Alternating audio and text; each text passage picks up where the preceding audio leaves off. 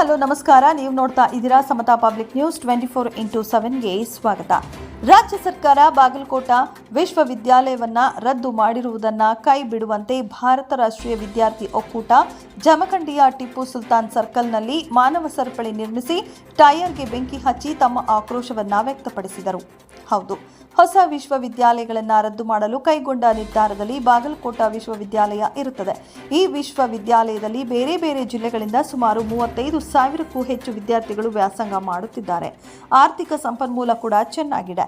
ಆದ್ದರಿಂದ ಈ ವಿಶ್ವವಿದ್ಯಾಲಯವನ್ನು ರದ್ದು ಮಾಡುವ ಬದಲು ವಿಜಯಪುರ ಜಿಲ್ಲೆಯನ್ನ ಈ ವಿಶ್ವವಿದ್ಯಾಲಯದೊಂದಿಗೆ ಸಂಯೋಜನೆ ಮಾಡಿದರೆ ಅವಳಿ ಜಿಲ್ಲೆಗೆ ಅನುಕೂಲವಾಗುತ್ತದೆ. ಆದ್ದರಿಂದ ರಾಜ್ಯ ಸರ್ಕಾರವು ದಯವಿಟ್ಟು ಈ ನಿರ್ಧಾರದಿಂದ ಹಿಂದೆ ಸರಿಯಬೇಕೆಂದು ತಹಶೀಲ್ದಾರರ ಮೂಲಕ ಸರ್ಕಾರಕ್ಕೆ ಮನವಿ ಸಲ್ಲಿಸಿದರು. ಸಂಪಾದಕರು ಮೋಹನ ಕಾಂಬ್ಳೆ. ಮುಂದಿನ ಸುದ್ದಿಯೊಂದಿಗೆ ಮತ್ತೆ ಭೇಟಿಯಾಗೋಣ. ಅಲ್ಲಿಯವರೆಗೆ ನೋಡ್ತಾ ಇರಿ ಇದು ಸಮತಾ ಪಬ್ಲಿಕ್ ನ್ಯೂಸ್ 24x7. ನಮಸ್ಕಾರ.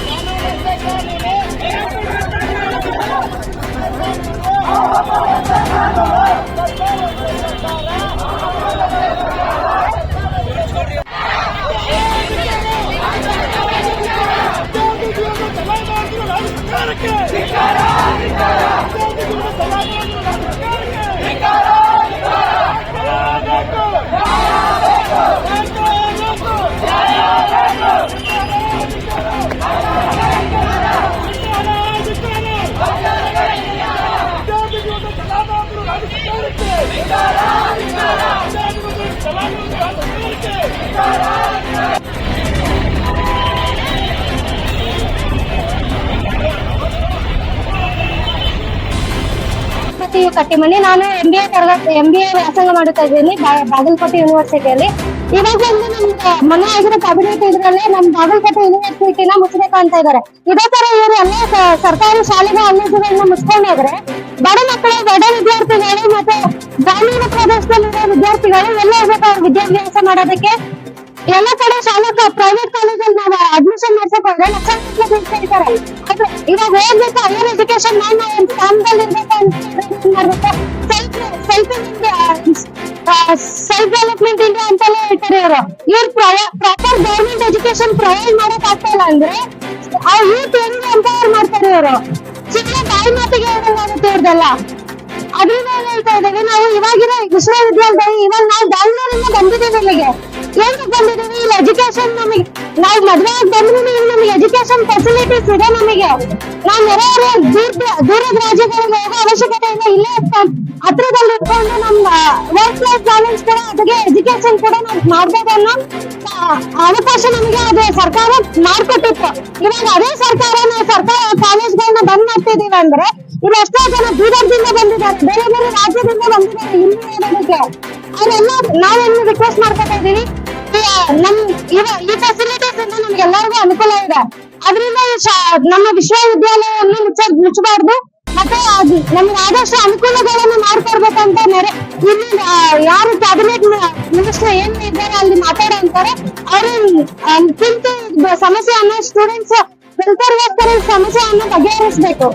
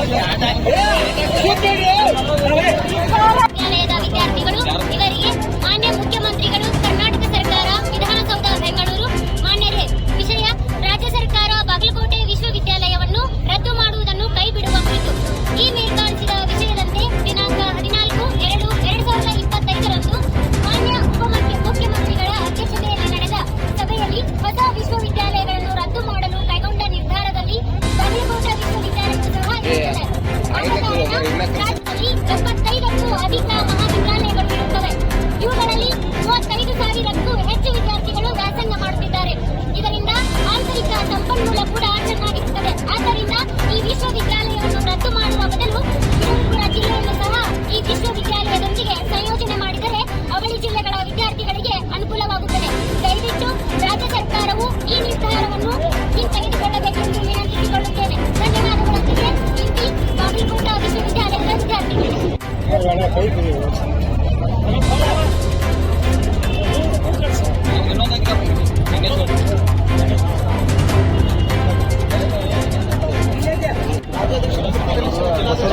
ಬಸವರಾಜ್